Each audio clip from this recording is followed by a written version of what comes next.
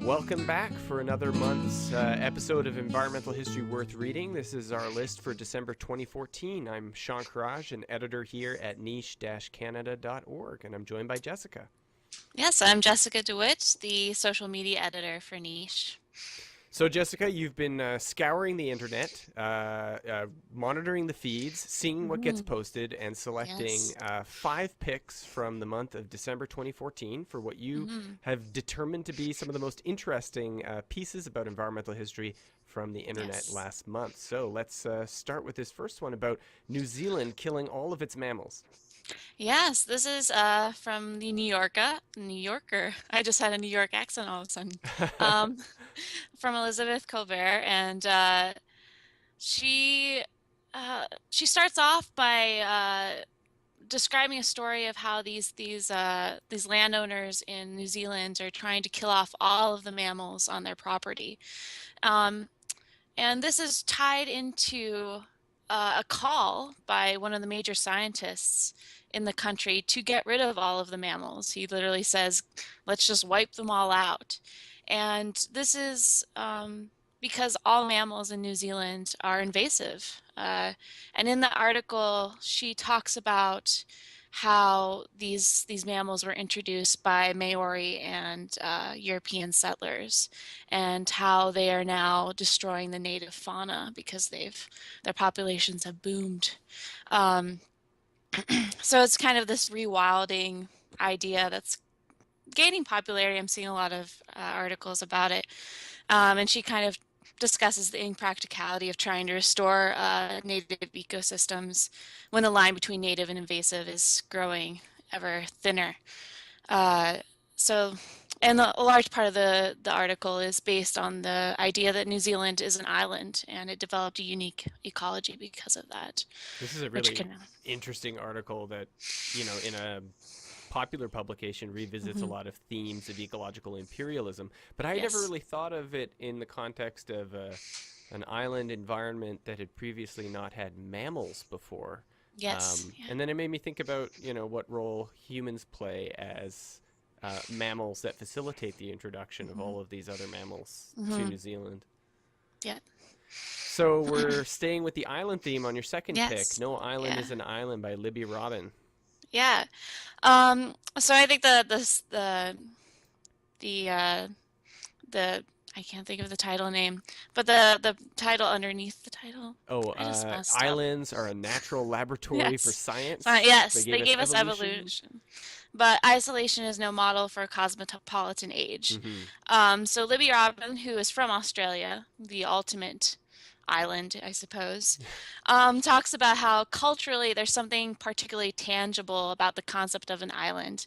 And this tangibleness has also worked well for scientific study. That's kind of how we got the evolution theory. Hmm. And she discusses that a lot. Um, so islands are they can be there's islands in the mind, there's islands of refuge, and she talks about how islands are as much a metaphor as they are a real place. Um, but that this concept of an island has kind of been overused. That it simplifies the real world, she says, and leaves out the messy variables. And in today's age, in the academic environment, particularly as we look more at the concept of the Anthropocene, the idea that there's places where humans have not had any influence on nature is no longer useful, and that we need to look beyond this concept of the island. Right. I mean, the So, whole basis of using an island to understand evolution was because of its biological isolation. But mhm, that, of course, is historically contingent, as the article suggests, that biological isolation may be something that's actually quite rare on the Earth today. So, how useful then is the island, both as a place to study and as an idea for studying ecology? mm, Um, Poses some really interesting questions and some specific questions for Australian environmental history. yes, yeah. So, Chris Sellers made a splash just on Christmas Eve or near to Christmas Eve, writing about John Muir. Yeah, so this kind of ties into island thinking as well. December 24th was the 100th anniversary of John Muir's death, and that led to, of course, many, many pieces on his life and his legacy. Um, and I mean, if you think of national parks or wilderness preservation, that's kind of an island thinking that you save these Hmm. islands of pristineness. And Sellers in this article argues that this idea that you can only appreciate nature if you go out into these pockets of wilderness has been detrimental to our ability in contemporary times to deal with and protect the nature that we inhabit in cities, suburbs, or in the countryside.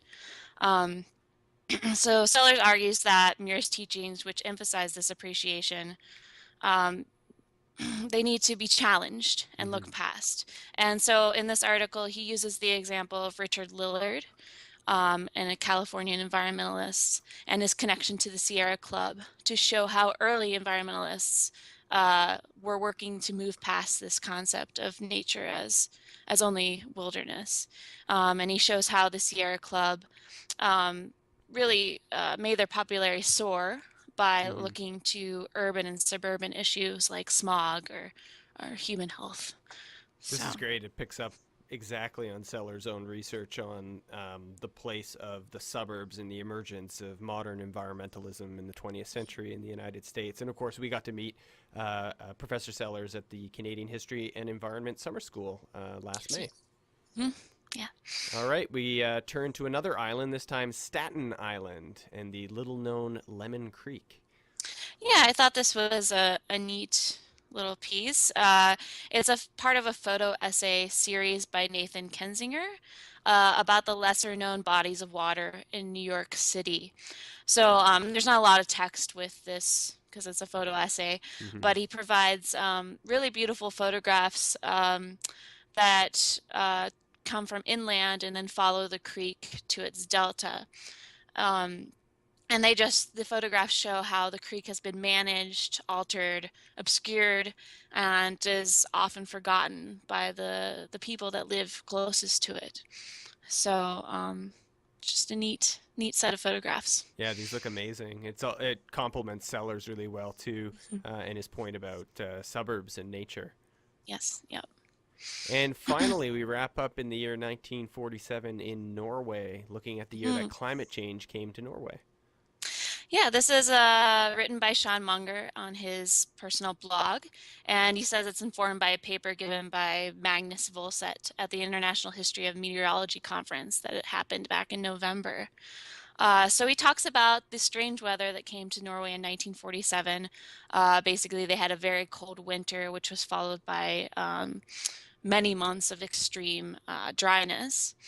And this led to agriculture suffering. The rivers and streams dried up. The power companies had to ration electricity.